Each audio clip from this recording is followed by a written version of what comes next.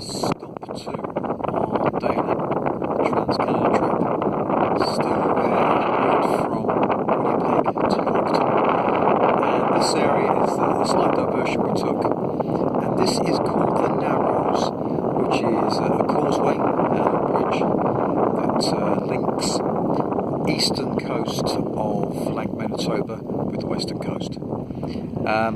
It's a very picturesque place, you can probably tell from the video. Big on boating, a lot of boating going on, but because it's quite remote, it's not too busy at all. So if you've got a boat here, you've got a lot of water to sail on. Very, very attractive place actually, very, very attractive indeed.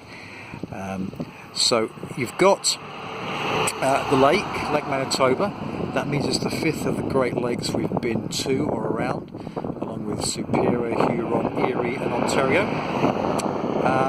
If I just look across this part of the lake, if you just look in the distance, central of the picture, that is somewhere called Reykjavik. I wonder where they got that idea from. But the water looks pretty clear. I've been down there, it's very, very clear, it's very clean. And it's just a very pleasant place to be. Once we've got through this part of the lake, we'll come back the other side of the Narrows.